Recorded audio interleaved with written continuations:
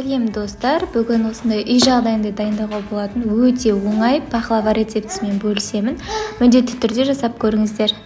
Ол үшін ең алдымен 1 стакан сүтімізге 1 чайная ложка дрожжымызды және 1 ас қасық қантымызды салып араластырамыз.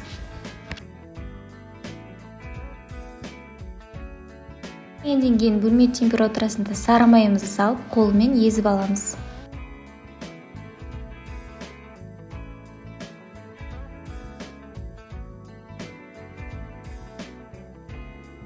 Үстіне ұнымызды салып, жұп-жұмсақ қамыр илейміз.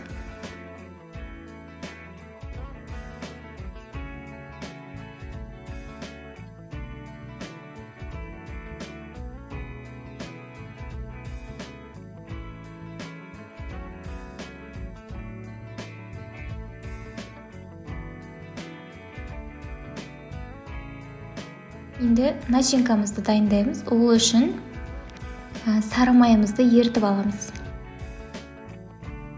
Ертілген сары майымыздың үстінен блендерден өткізген орехымызды саламыз. Оның үстінен 2,5 қасықтай мед саламыз. Оның үстінен қантымызды салып араластырамыз.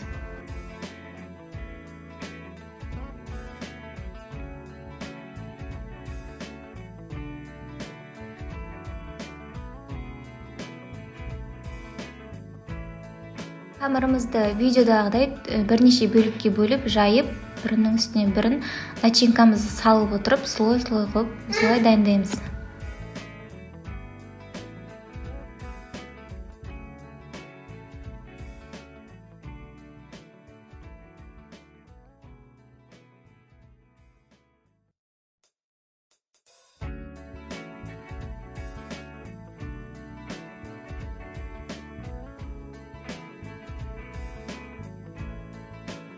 Қамырымызды противенің шетіне қатты тақамай, осылай ортасына дайындай берсеңіздер болады, өте жұқалап жайып, себебі піскен кезде біздің тестамыз үлкейеді.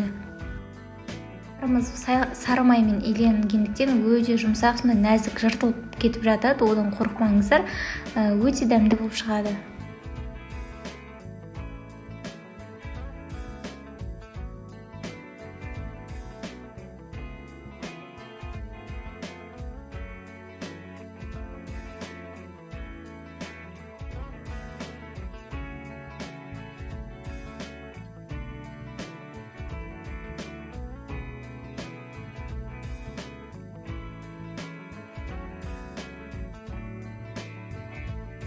Қамырымыздың бетіне осылай сызықтар түсіріп аламыз. Сіздер ромбик қылып, немесе мен сияқты 4 бұрышты қылып алсаңыздар болады.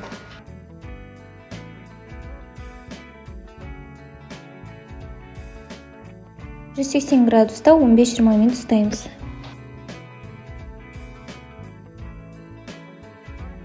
Моментте осылай үлкейіп, протеинімізге толып, осылай болып пісіп жатыр. Енді толықтай араларын бөліп кесіп аламыз.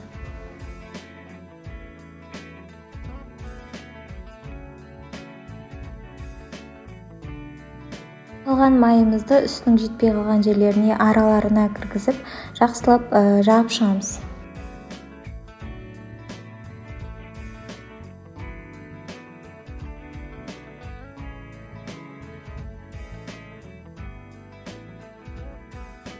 Тағы да 20 минутқа 180 градусқа салып аламыз. Мінекей біздің пахлаваларымыз осындай болып пісті, өте дәмді болып шықты. Міндетті түрде жасап көріңіздер. Ас болсын.